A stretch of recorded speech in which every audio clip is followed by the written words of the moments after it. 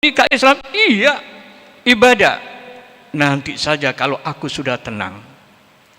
Ini jawaban yang klasik para jamaah. Mana mungkin hidup ini semakin tenang tanpa ibadah? Karena hidup yang sekali ini banyak tantangan para jamaah. Jangan kita ngelamun. Oh, aku nanti tenang pada tahun sekian. Aku nanti hidupku akan bahagia kalau aku sudah mendapatkan apa yang aku cita-citakan pada tahun sekian. Itu lamunan para jamaah. Itu lamunan kosong para jamaah. Dan itulah setan menggoda kita. Maka berbahagialah kalau yang hadir pada siang hari ini kita bisa melaksanakan kewajiban ibadah kepada Allah. Ma'asyiral muslimin, sidang sholat Jumat rahimakumullah. Kalau melihat firman Allah dalam surat Al-Ma'arij, Allah jelas dan menjelaskan kepada hambanya manusia termasuk kita. Bismillahirrahmanirrahim. Innal insana khuliqa halu'a idza massahu syarru jazua wa idza massahul khairu manu'a illal musallin alladzina hum ala salatihim daimun. Ayat ini, innal insana, sesungguhnya manusia, khuliqa, dijadikan, halu'a, dalam kondisi berkeluh kesah. Ini yang mengatakan yang maha benar dan pasti benar, Allah. Nah, kalau kita ini umat Islam nggak percaya pada Tuhannya Allah dengan firman ini, lalu percaya kepada siapa para jamaah? Ini Allah mengatakan sesungguhnya aku ciptakan manusia apapun bentuknya, laki perempuan besar dan kecil, halu'a, dalam kondisi berkeluh kesah. Bahasa Jawa nih ono menungso kok sampai saat ini dengan kemajuan zaman kok si ngerusulo. Itu watak manusia. Gak usah kaget karena Allah menciptakan demikian. Idza masyahu syarru jazua. Diteruskan ayat ini, diterangkan dengan ayat berikutnya. Sesungguhnya apabila dia mendapatkan sedikit kesulitan, dia sangat berkeluh kesah. Seolah-olah dunia ini mau runtuh, dunia ini mau hancur. Tapi sebaliknya, wa idza masal khairu manu'a. Tapi bila mendapatkan kenikmatan, halu'a, manusia lupa diri. Dalam bahasa terjemahan Departemen Agama, manusia menjadi kikir, enggak mau dekat kepada Allah. Kami ulang ayat ini, sesungguhnya Allah menciptakan manusia dalam kondisi berkeluh kesah. Bila sedikit mendapatkan ujian sangat mengeluh dan luar biasa. Tapi sebaliknya bila mendapatkan nikmatan, manusia banyak yang lupa diri. Ini watak asal manusia. Tetapi Allah bijaksana dalam ayat ini. Siapa manusia yang enggak akan berkeluh kesah, berlebih-lebihan, dan dia tidak lupa diri mendapatkan kenikmatan, illal musallin, kecuali orang-orang yang mau sholat. Saya ulang, illal musallin, kecuali orang-orang yang siap hidupnya sekali ini sholat. Sholat yang mana? Alladzina hum ala sholatihim daimun, sholat yang terus menerus. Artinya selama kita dalam kondisi normal sholat, khusyuk enggak khusyuk dilakoni. Alasan kerja saya sibuk, karena ayat ini daimun, artinya dilakukan kapanpun sepanjang hayat. Dengan demikian para jamaah rahimakumullah, ayat ini sudah jelas memberikan sebuah kesimpulan. Jadi kalau kita ingin hidup ini tantangan yang terus berdatangan, semakin tua semakin besar tantangan kita, maka jangan lupa ayat ini kita ilhami kembali. Allah menciptakan manusia dalam kondisi berkeluh kesah. Bila mendapatkan ujian, dia sangat luar biasa menjeritnya, dan dia bila mendapatkan kenikmatan, manusia banyak yang lupa diri kecuali orang-orang yang siap hidupnya melakukan ibadah sholat. Ma'asyiral muslimin, sidang sholat Jumat rahimakumullah. Sesuai dengan tema kita hari ini adalah wa minal laili fatahajjat bihi nafilatan lak asa ayyab'ataka rabbuka maqaman mahmuda. Bila sholat 5 waktu itu adalah, kalau orang Jawa mengatakan pepo, artinya ya mau diapakan ya pepo. Sama dengan kita kerja sebagai karyawan di sebuah perusahaan, kita mau kerja iya karena saya ingin mendapatkan gaji. Ini namanya pepo. Demikian juga sholat 5 waktu itu baik luar biasa, ini kewajiban. Tapi bahasa orang-orang yang hatinya sudah dekat pada Allah, ini masih pepo. Pepo itu artinya ya pas-pasan saja. Maka di sini ayat surat Al-Isra menyatakan hendaknya pada malam hari fatahajjat bihi nafilatan lak, ditambah dengan ibadah tambahan yang namanya sholat tahajud. Asa ayyab'ataka rabbuka maqaman mahmuda. Semoga kita mendapatkan tempat yang mulia. Para jamaah, ayat ini penangkal kita untuk saat-saat ini. Jadi sekarang ini banyak orang bingung. Aku ini sudah ibadah, kok ngeluh? Saya ini sudah melakukan ibadah, kok masih stres? Aku ini sudah bekerja, tapi nggak pernah cukup-cukup. Apa yang terjadi? Stres. Karena apa? Yang pertama adalah menganggap bahwa rezeki atau usaha atau uangnya itu hasil kerjanya. Dia melupakan kepada Allah. Nah, jawabannya ayat ini. Bila kita ingin tambahan wawasan, mendapatkan tambahan maqaman mahmuda, ya sholat malam. Kita lapor pada malam hari untuk melaksanakan sholat nawafil atau sholat tahajud. Para jamaah rahimakumullah, saat ini yang kita lihat, fenomena di tengah-tengah kita adalah pada saat bingung, yang dicari bukan sholat tahajud, bukan cara kita dekat kepada Allah. Yang dicari apa? Dukun.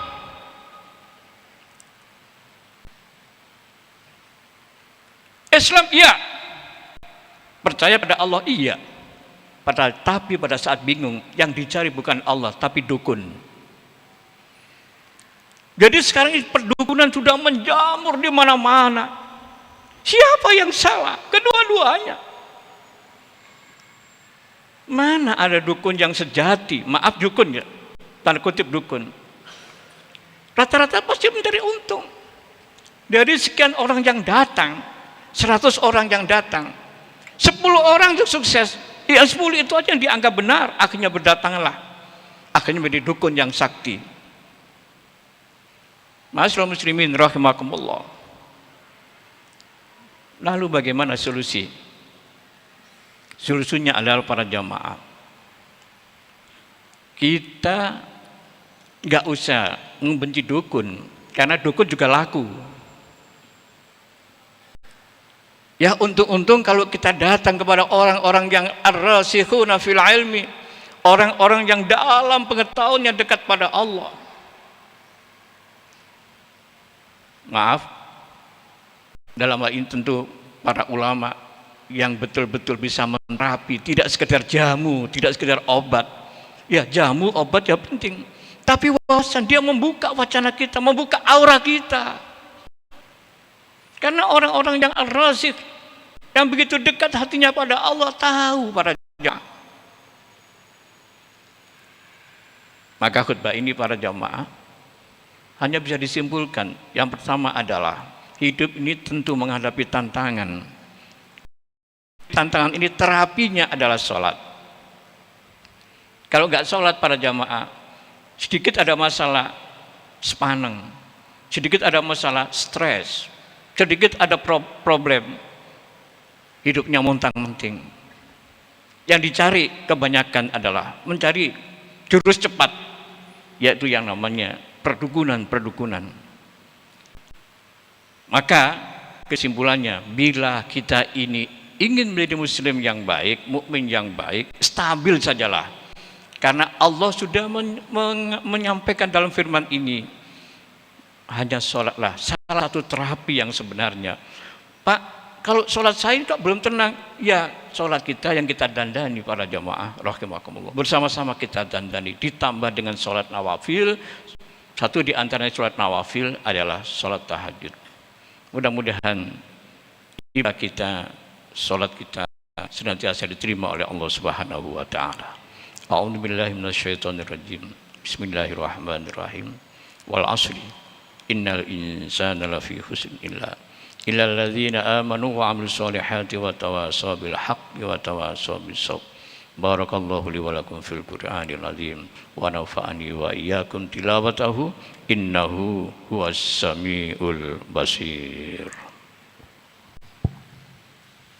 اللهم صل على سيدنا وحبيبنا وشفيعنا وذريتنا ومولانا محمد.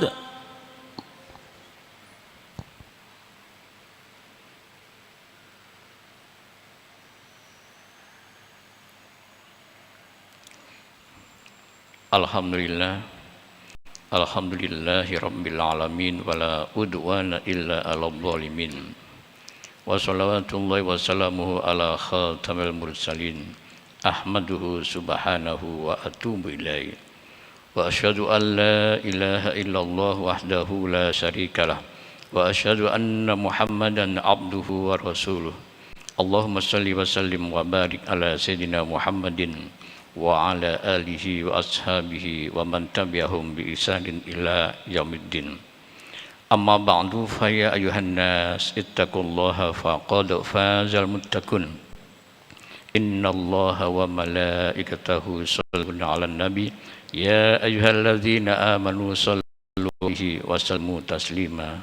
Allahumma salli wa sallim wa barik ala sayyidina Muhammadin wa ala alihi wa sahbihi ajma'in wa ala tabi'in wa tabi'it tabi'in wa man tabi'ahum bi ihsanin ila yaumiddin. Mengakhiri khutbah yang kedua ini para jamaah, besok hari Sabtu adalah tanggal merah. Semua kalender di rumah kita besok adalah tanggal merah. Artinya besok adalah tanggal 27 Rajab. Ada apa para jamaah? Di sanalah ada peristiwa yang dialami oleh Nabi. Jangankan kita ini para jamaah yang mungkin masuk surga dan juga mungkin masuk yang lainnya. Nabi yang jelas masuk surga itu juga mendapatkan ujian yang bertubi-tubi. Tetapi Allah memberikan solusinya. Kesedihan Nabi ditinggal istrinya, kesedihan Nabi ditinggal pamannya, kesedihan Nabi pada saat hijrah ke Taif. Akhirnya Allah memberikan solusi, yaitu perjalanan minal masjidil haram ilal masjidil aqsa yang kita kenal dengan peristiwa Isra dan Mi'raj. Peristiwa Isra dan Mi'raj disimpulkan dalam ceramah dimanapun saja. Salah satu kesimpulannya adalah Nabi mendapatkan perintah sholat. Kenapa sholat? Sholat adalah sebagai terapi kanjeng Nabi. Di sekian ujian yang dialami Nabi yang begitu parahnya, maka Allah memberikan cara yang terbaik adalah didekatkan kepada Allah, yaitu dengan yang namanya as-sholah, as-sholah, as-sholah. Mudah-mudahan sholat kita para jamaah, wajib maupun sunnah, menjadikan hidup kita yang sekali ini bahagia fid dini wad dunya wal akhirah. Allahumma fir lil mu'minina wal mu'minat wal muslimina wal muslimat al ahya'i minhum wal amwat innaka sami'un qaribun mujibud da'wat. Allahumma ansur man nasara wahdul man hadal muslimin wa tanahdihi baldatana Indonesia ya Allah.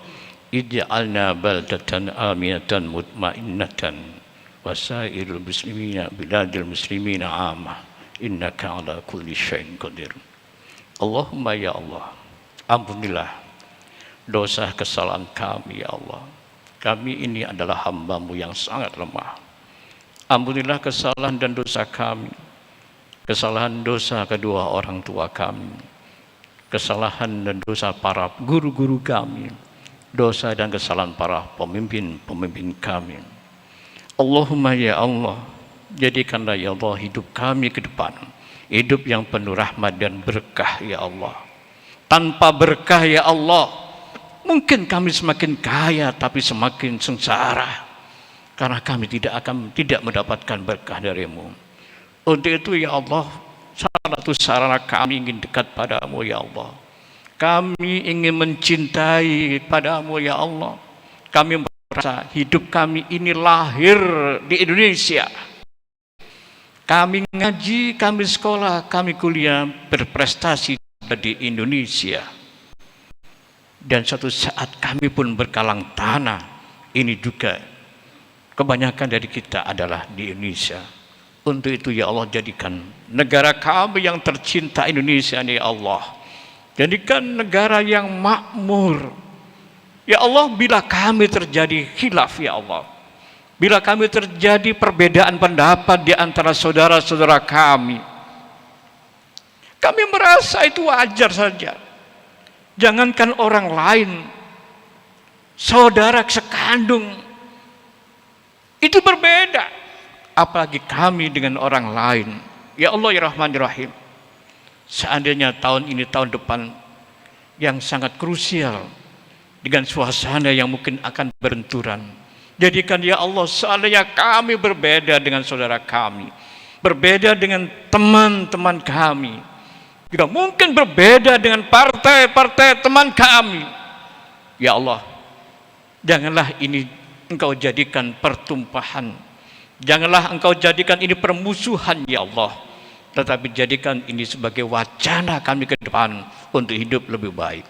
Allahumma ya Rahman ya Rahim, jadikan negara kami negara yang baldatun thayyibatun wa rabbun ghafur. Rabbana atina fid dunya hasanah wa fil akhirati hasanah wa qina adzabannar. Walhamdulillahi rabbil alamin. Ibadallah, inna bi'atin wa ita'idil kurba wa yanhadil fahsya'i wal munkar wa la dzikrullahi akbar. Allahu akbar, Allahu akbar. Asyhadu an la ilaha illallah anna Muhammadar